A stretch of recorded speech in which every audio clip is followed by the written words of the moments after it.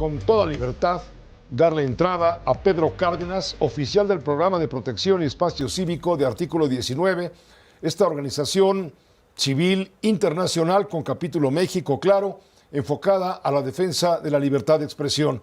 Pedro, muchas gracias, Pedro Cárdenas, por acompañarnos. ¿Qué tal? Buenas tardes, muchas gracias por el espacio. Gracias, estamos subiéndole un poco al volumen de la voz para que se escuche fuerte y claro, como dicen los políticos, fuerte y lejos. Bueno, ¿cómo interpretar esta lista, la lista negra presentada por la coordinadora de jurídica de la Presidencia de la República, Luisa María Alcalde?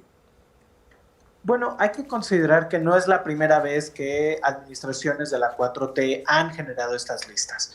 De hecho, desde la administración de Andrés Manuel López Obrador, una de nuestras principales preocupaciones fue que se utilizaran las mañaneras y este tipo de... Perdón, no sé si me están escuchando. Sí, fuerte y claro, sí, por supuesto. Perfecto, disculpen. Entonces, como comentaba, en materia de las administraciones pasadas, ha habido precisamente estos procesos donde se han hecho estas listas negras de periodistas que no se deben de escuchar, de periodistas presuntamente pagados, de derecha, intervencionistas, y preocupa porque en realidad el rol de las autoridades no es el definir qué periodistas se deben escuchar y qué no. Eso es algo que deben de decidir las audiencias. Claro, con todo derecho. El derecho a la información es inviolable y es supremo. Estamos de acuerdo, ¿no? Sí, efectivamente, gran parte de la decisión de las audiencias es que ¿qué vamos a escuchar? ¿Qué vamos a querer? No tienen por qué ser tuteladas.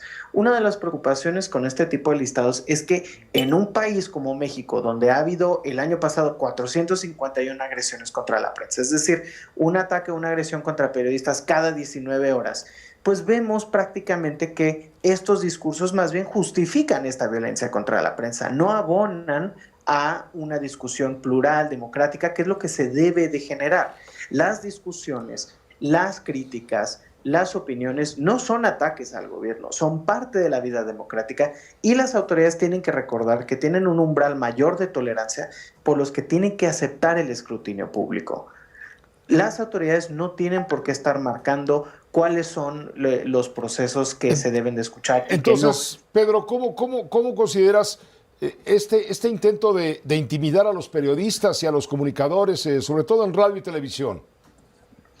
Este listado, digamos que es parte de una serie de discursos que se han dado, particularmente algo que preocupa del espacio de derecho a réplica es que no está verdaderamente, primero que nada, ejerciendo un derecho a réplica en acorde al reglamento de la ley del Sexto Constitucional, y por otro lado, más bien está generando un espacio donde la autoridad se está poniendo un rol de fact-checking, que no lo tiene. Es decir, ¿por qué la autoridad está intentando definir qué es información falsa, qué no, qué sí se puede publicar, qué no? Y preocupa que, previéndose que se acercan procesos electorales importantes el próximo año, se estén generando este tipo de discursos donde se quiera delimitar a las audiencias cuál es su acceso a la información. ¿Cuál es el riesgo de exhibir públicamente nombres de comunicadores y comentaristas y analistas críticos? Hay dos tipos de riesgos. Por un lado, en el tema de abonar a un ambiente hostil que ya existe contra la prensa, prácticamente tenemos que identificar que periodistas viven continuamente campañas de desprestigio, amenazas en redes. Ha pasado, por ejemplo, varias mujeres periodistas reportaron agresiones, amenazas posterior a que fueran mencionadas en las mañaneras en la administración pasada, y ahora lo que estamos viendo es que pues, puede volver a generar este tipo de circunstancias. Y el otro tipo de procesos que, claro, lo que se está intentando es decir, estas cuentas no son de confiar, estas cuentas o redes sociales no son, y lo que busca es más bien generar un impacto donde el pueblo deje de escuchar estas Esto personas. Es autoritarismo, ponerle una letra escarlata a los críticos y cuestionadores del sistema que cumplen su labor de narrar hechos objetivamente. ¿Vale?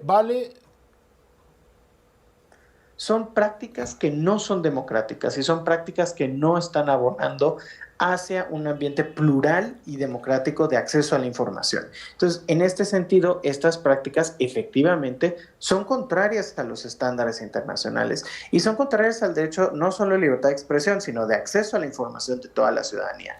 Ahora, entonces, ¿cómo debería responder el gobierno ante la crítica? Primero que nada, si el gobierno tiene información distinta o si hay información errónea, por supuesto pueden corregir, pero tienen que presentar la data. La manera de presentarlo es con transparencia. ¿Dónde están los órganos de transparencia? ¿Dónde están los procesos de transparencia?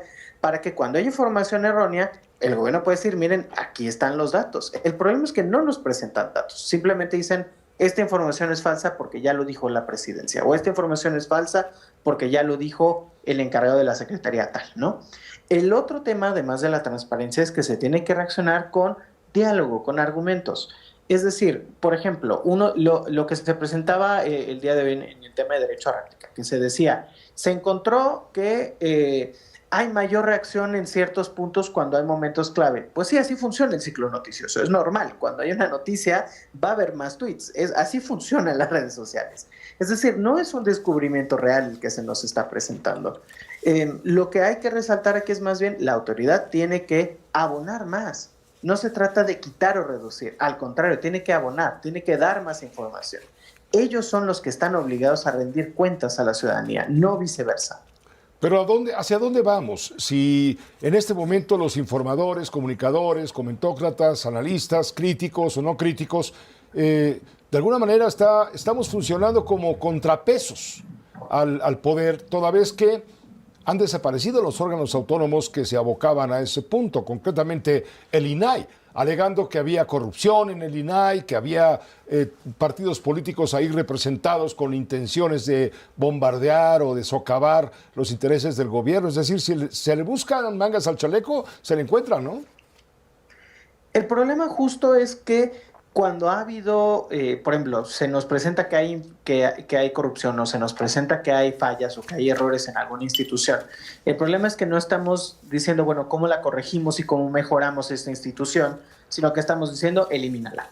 Y entonces solo se va reduciendo. Se ha eliminado organismos autónomos, no solo el INAI, sino también pues, el IFT. Se están reduciendo órganos autónomos también en materia, por ejemplo, de telecomunicaciones, ¿no? Ahora con la Comisión Reguladora pues, preocupa el rol que va a tener los lineamientos y es una concentración de poder en el Ejecutivo.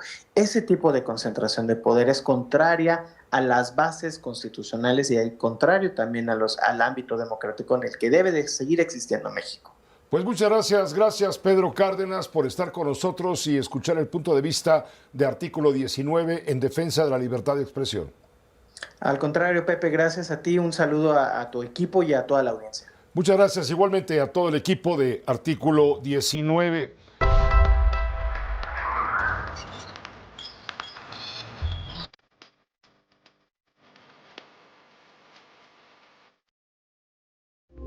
Esta fue una producción de Grupo Fórmula. Encuentra más contenido como este en radioformula.mx.